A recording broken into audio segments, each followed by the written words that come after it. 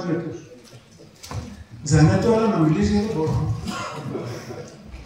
Τι δεν μπορείς κάθε φορά, όταν παίζεις ταινία με κανεί, πάω να μιλήσω, παραλίγο. Με κανεί πάω να μιλήσω και τελικά δεν μ' αφήνω, μιλάει αυτός. Μιλάω. Λοιπόν, είναι 4 χρόνια γύρισμα, 2 χρόνια μπλοκάζ. Το βλέπω και... Ο Τζανέτος λέει και άλλη μισή ωρίτσα. Πες μου λίγο, Καβουκίδη, 4K, χωρίς συνεργείο. Δεν είμαι άλλη μισή ώρα. Πόσο φαίνεται που δεν υπάρχει συνεργείο τίποτα. Ακόμα ένα πάνω και... Μισή ώρα δεν είπε. Θα μιλήσεις τώρα, δεν θες να μιλήσεις. Ακόμα μισή ώρα είπε ο Τζανέτος. Ακόμα 1 ώρα ήταν, κάθε φορά ερχόταν να την Άκου λίγο.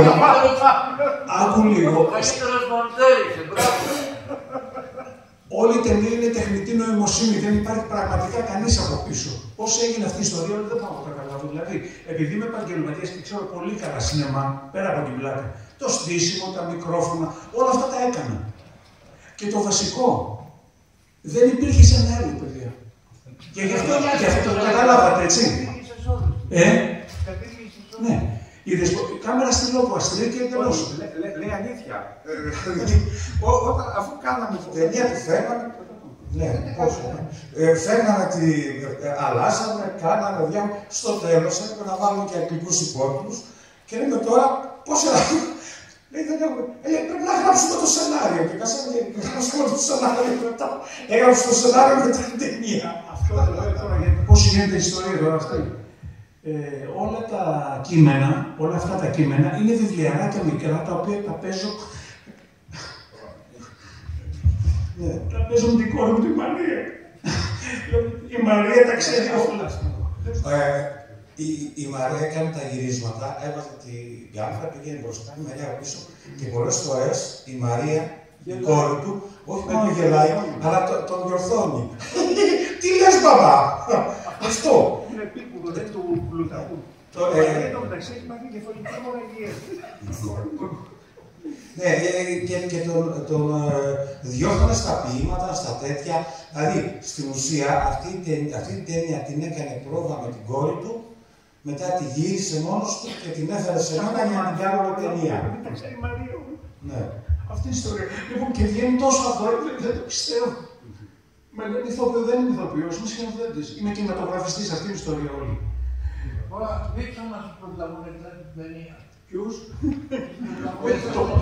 Τώρα τα ραντεβού, τα ευχαριστήρια. Ο Φλαβιανός εδώ με το πώς σου φάνηκε το όλο το εστιατόριο που δεν είναι κανείς, το εστιατόριο που ταξιδεύουν. Ο Κούντουρος, στο σπίτι που κάναν τα όρια στο Μαρόκο, είναι και η κρεβατοκάμαρα του Κούντουρου. Τι άλλο. Η πλάκα είναι μεγάλη βέβαια. Κανείς δεν κατάλαβε τίποτα πώς το γύριζε, πώς το έστειλαν στο σπίτι. Όλα είναι στην Παναγία γυρισμένα. Η οδή εκείνη η ευσεβίας αληθείας είναι του Γεωργίτσι που και πάνω το σπίτι. Αλλά στο Κούντουρου η κρεβατοκάμαρα μια μέρα έχω βάλει, το κοιτάω στο κομπιούτερ και έχω βάλει το διακτά δυνατά. Τις φωνές μόνος με όλες τις φωνές γυναικείες, αντρικές εγώ. Μπαίνει η γυναίκα μου μέσα και μου λέει με ποιο κάνεις έρωτα εδώ πέρα. Το βλέπει τη σκηνή που μια με μόνος του. Πήγε στον κόντο του σπίτι και έκανες με κάποια έρωτα. Λοιπόν, παρατήρηση της γυναίκας. Τρελάθηκα. Τρελάθηκα κυριολεκτικά. Η κοπέλα σου θέλει το δύσκολο, παίζει όλους τους ρόλους, έτσι είναι όλα. Και πρέπει να βρούμε μια κοπέλα να κάνει τη γυμνή. Μιλάω σε όλες τις φίλες της ηθοποιούς μου, λένε έχουν πέσει τα βυζιά μου, έχω κυταρίκυλα, το κερατό μου. Ναι, όλοι. Λοιπόν, το κάνω πρόβα εδώ, στο ίδιο πλάνο της σκηνή που να πήθανε εκεί στη Σύρο. Κάνω γυμνάστικο, δηλαδή είμαι γυμνός και τρέχω. Και κάνω τη σκηνή την έφερε. Το έφερε με την κέφεση τη γυναίκα. Και έκανε τεχνητή νοημοσύνη γιατί δεν ήταν πώς να σφάνει η κοπέλα γυμνή. Εν τω μεταξύ, αυτό όλο, ποια είναι η ιστορία.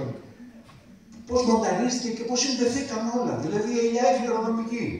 Έγινε μια προβολή στην Αθήνα και θα σας πω μεγάλη πλάκα, είναι αδιανόητο αυτό. Γιατί δεν το έχω. Στην πορεία πήγε ο Έλληνα ο τηλεθείας. Συγκινούμε τώρα γιατί όλο το κύκνος είναι στο σπίτι του Μανούσου απ' έξω. Ο κύκλος, αυτό είναι στο πρώτο ράφτη. Εκεί τον βρήκαμε, γιατί πηγαίναμε με τον μπαμπάνι με τη Λίτσα, την γυναίκα και τη Μαρίτσα και έβγαινε η Μαρία και ο Μανούσος και έκαναν μπάνιο. Και εκεί το γλυκί μου, αυτή ωραία που πήγε με το Δία. Τι θέλω να πω, τι λέγαμε για τον Κύπρο, όχι. Α, ναι, με την ελιά. Με την ελιά γίνεται η προβολή στην Αθήνα και έρχεται μια γνωστή φίλη που την ξέρετε όλοι να παρουσιάσετε την Ελιά, το όνομα της, εκείνα και τον άντρα της, και τι μου λέει. Λέει αυτή τη κληρονομική ελιά, όλοι είμαστε αδέρφοι, όλοι έχουμε μια ελιά κληρονομική. Και τι μου λέει, εγώ και εγώ μια ελιά κληρονομική στην Κλειτορίδα.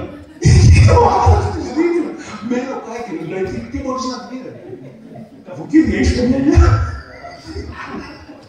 Αυτό είναι αλήθεια. Ναι, γιατί έχει περάσει όλα. Ναι, γιατί την άφησα. Σας ευχαριστούμε πολύ. Καλό βράδυ.